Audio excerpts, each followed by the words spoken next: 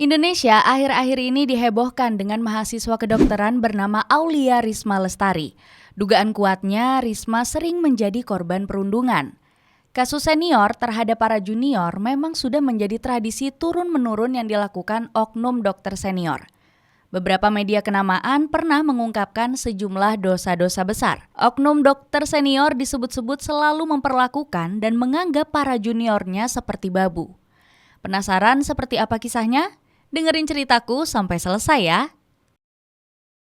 Tradisi turun-menurun senioritas. Jadi guys, awal mulanya datang dari cerita-cerita yang berkembang di dunia kedokteran. Nah, para calon dokter ini banyak mengalami kasus oleh para seniornya. Katanya tradisi itu sudah ada turun-menurun loh guys. Sejak masih ada calon mahasiswa, berbagai kasus viral sudah pernah terjadi. Para lembaga pemerintah, perguruan tinggi, dan organisasi profesi dikabarkan menjadikan calon dokter sebagai sumber uang. Para calon dokter bahkan sudah dipersulit sejak awal bergabung. Dikutip dari bergelora.com, katanya kejadian ini sering terjadi di hampir seluruh wilayah Indonesia dan gak banyak terekspos oleh media. Diminta patungan sewa rumah senior. Selain dipersulit masuk kedokteran nih, para calon dokter juga diduga diperlakukan seenaknya oleh seniornya. Hal itu dibeberkan langsung oleh Menteri Kesehatan Budi Gunadi Sadikin. Budi sendiri bahkan terkejut mendapati calon dokter yang diminta untuk membiayai sewa rumah sang senior. Jadi nih guys, para calon dokter terpaksa patungan untuk membiayai sewa rumah tersebut. Dari media CNBC Indonesia, mereka bahkan ada yang rela mengeluarkan uang ratusan. Selain minta dibayarkan sewa rumah, senior tersebut juga meminta berupa barang kepada calon dokter, mulai dari makanan hingga peralatan elektronik seperti handphone dan tablet baru. Mencuci pakaian senior. Nggak cuma dimintai uang, para calon dokter juga diperlakukan layaknya Hal itu diungkapkan oleh dokter gigi bernama Mirza yang mendapatkan DM dari seorang gak dikenal.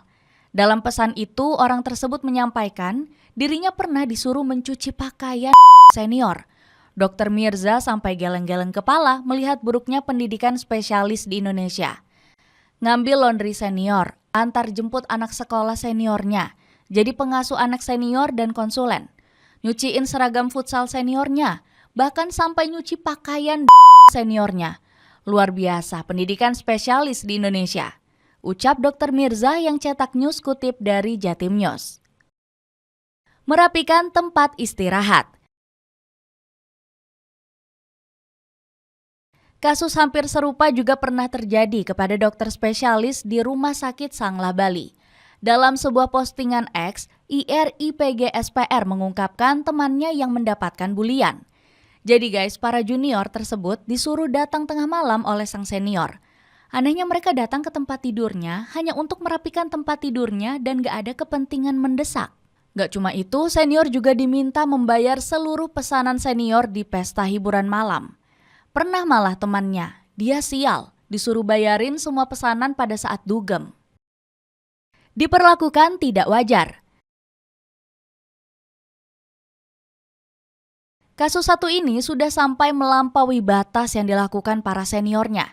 Seorang istri dari dokter yang sedang menjalani PPDS sempat mengalami kasus. Beberapa hari lalu suami cerita kalau dibikin seniornya sesama PPDS juga. Dan benar-benar gak bisa ngelawan. Karena menurut seniornya suami saya ngelakuin kesalahan dan kerjanya lama, tutur sang istri. Mahasiswa S1 kedokteran juga menyampaikan unek-uneknya pernah menjadi korban.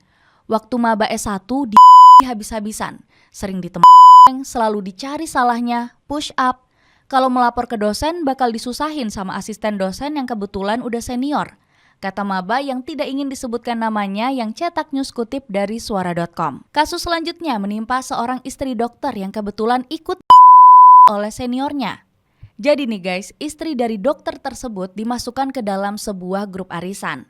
Alih-alih mendapat kehangatan, istri dokter ini malah ditakut-takuti apabila lambat membalas pesan. Istri dari dokter tersebut menakut-nakuti suaminya gak akan diluluskan jika gak menuruti perintahnya. Jam kerja yang panjang. Kasus berikutnya menimpa dokter muda yang disuruh bekerja panjang selama 16 jam. Biasanya nih, dokter bekerja dalam sehari kurang lebih 6-8 jam. Menurut laporan dari BBC, ada seorang dokter muda yang mengaku jika jam kerjanya diatur oleh senior. Bahkan nih, mereka sampai disuruh bekerja selama 36 jam. Para dokter muda ini sampai kebingungan mengatur jam tidurnya dan harus mencuri-curi waktu. Jam kerja kami benar-benar nggak masuk akal. Dan departemen juga nggak mau tahu dan pasti jawabannya selalu sama. Ya emang begini, tulis laporan BBC.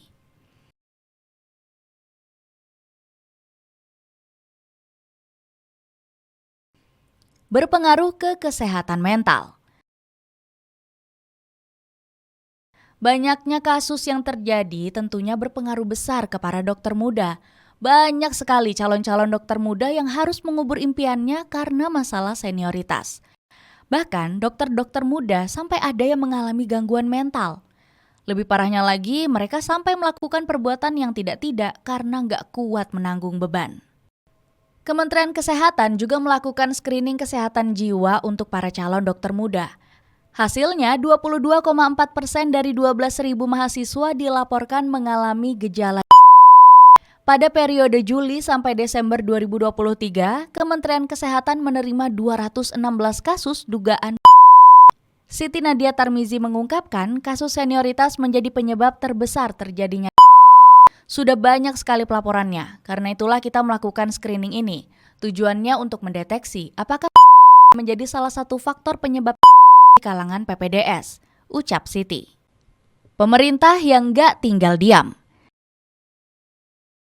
Jadi guys, pemerintah sendiri nggak tinggal diam melihat kasus yang dialami para dokter. Mereka sudah membuat Undang-Undang Nomor 17 Tahun 2023 tentang kesehatan. Peraturan ini sendiri mengatur posisi pemerintah yang punya kendali mengatasi senioritas. Hal ini dikonfirmasi langsung oleh Menko Bidang Pembangunan Manusia, Muhadjir Effendi. Posisi pemerintah sangat kuat untuk bisa mengendalikan, membatasi kemungkinan terjadi praktek-praktek senior. Itulah tujuan dari UU Nomor 17 Tahun 2023, ucap Muhadjir Effendi. Profesi dokter memang nggak bisa dihindarkan dari senioritas karena memerlukan uji kompetensi dari dokter senior.